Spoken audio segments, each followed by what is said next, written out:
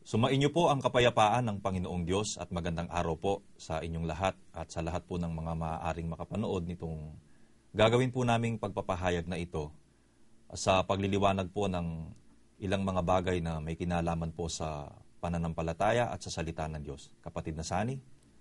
Magandang araw po sa lahat ng mga makakapanood ng video pong ito na amin pong isasagawa.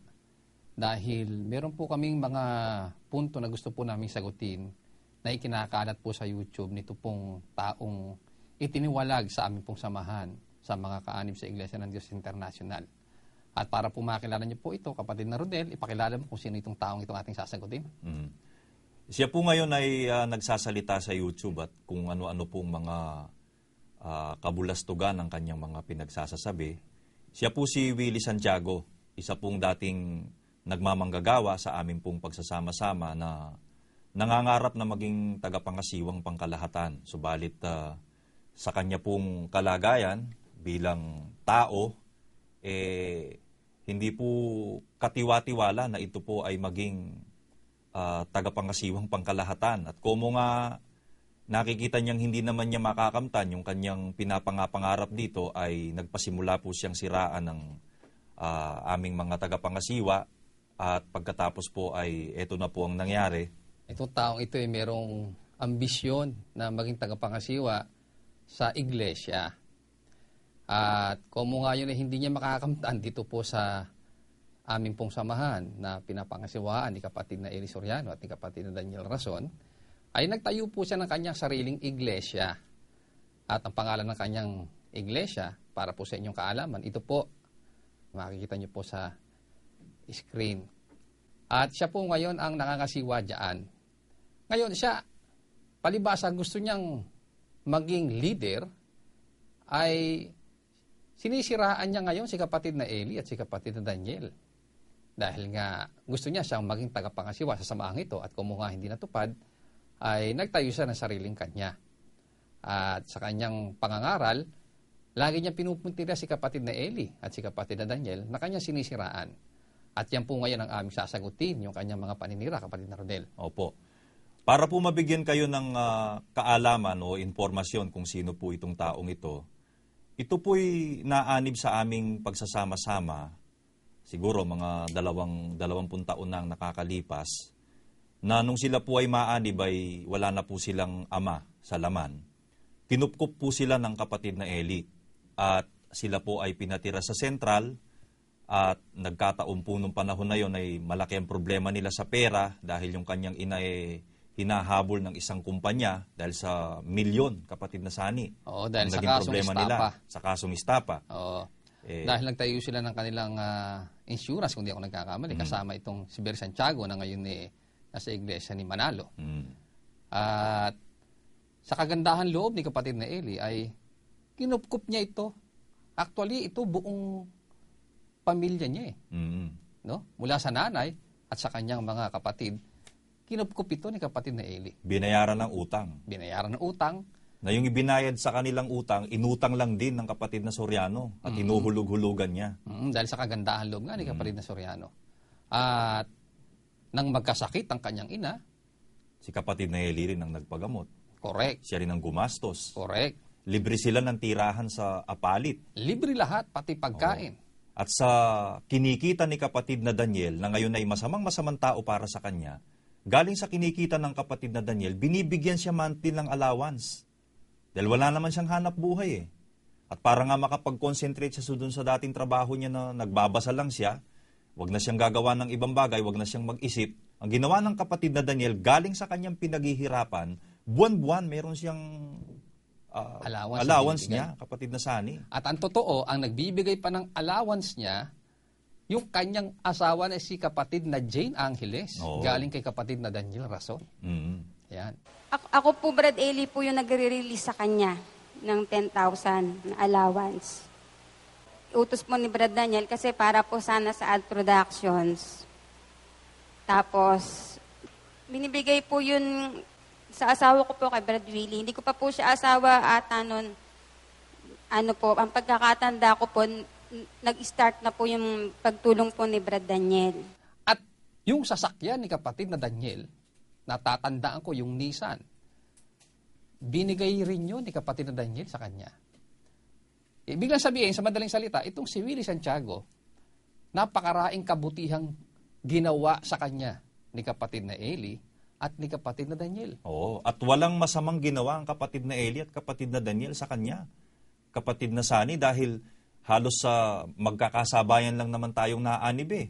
Nakita naman natin kung anong klaseng estado sa buhay meron siya bago siya naanib eh. At kung anong naging siya pagkatapos na kupkupin siya ng ating mga tagapangasiwa.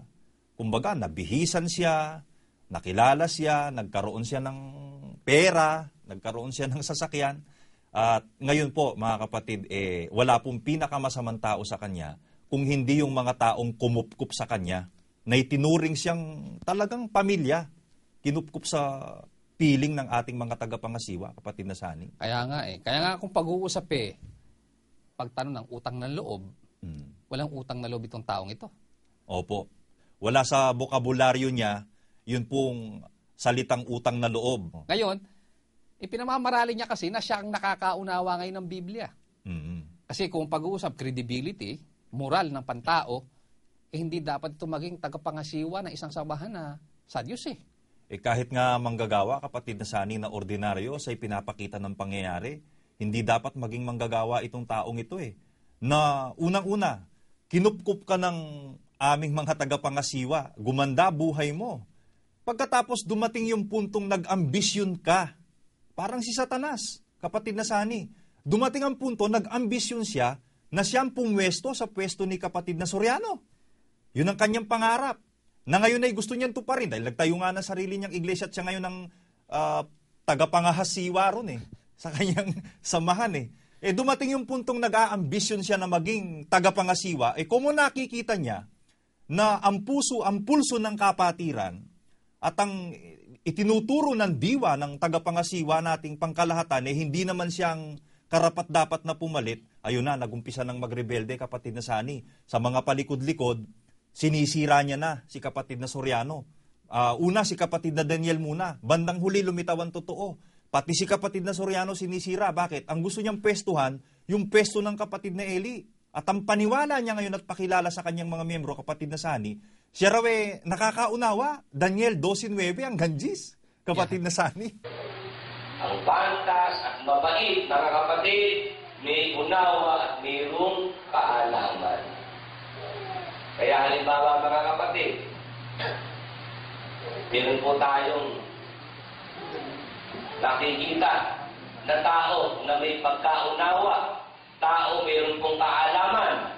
Ano po yun? Masamang tao po ba rin, mga kapatid? Tawag po doon ng Biblia, pantas at mabait. Yan.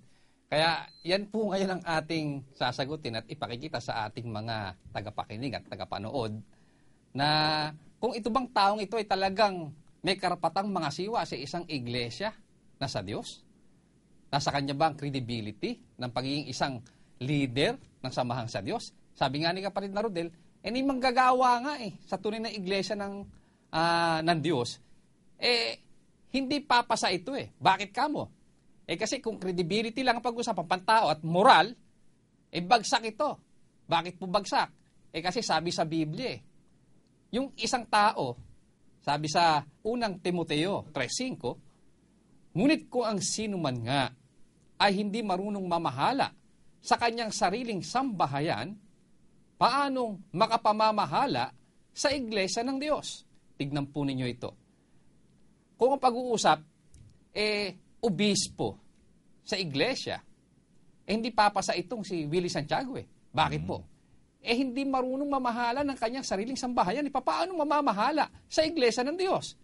Kung yung kanyang asawa lang, kapatid na Rodel hindi niya napamahala ang mabuti. Opo, kasi sa Biblia ang nakasulat, dapat namamahala siyang mabuti ng kanyang sariling sambahayan Tama yun. Sa Biblia may tamang pakikitungo sa asawa, kapatid na Sani Tama. Paano ba siya nakitungo sa asawa niya, kapatid na Rodel? Tanungin natin ang asawa niya. Yun ang maganda. Opo, pakinggan po natin ang sinasabi ng asawa nitong nagpapanggap na nakakaunawa sa panahon natin. Ito sabi ng kanyang asawa, si Sis Jane po.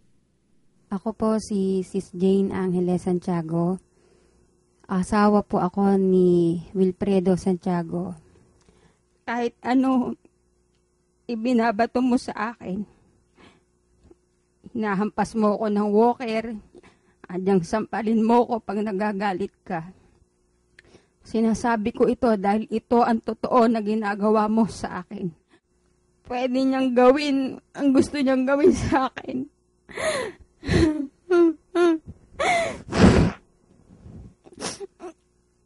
Sinasaktan niya ako. Hindi po kasi mahirap magmahal ng asawa. Kung ang asawa po mapagmahal din. Ang totoo po.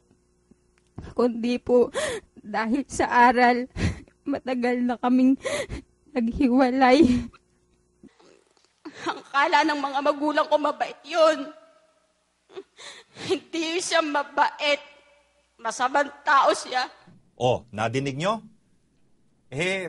Ito palang taong ito, pag nagagalit sa asawa, hinahampas ng walker ng anak niya yung kanyang asawa.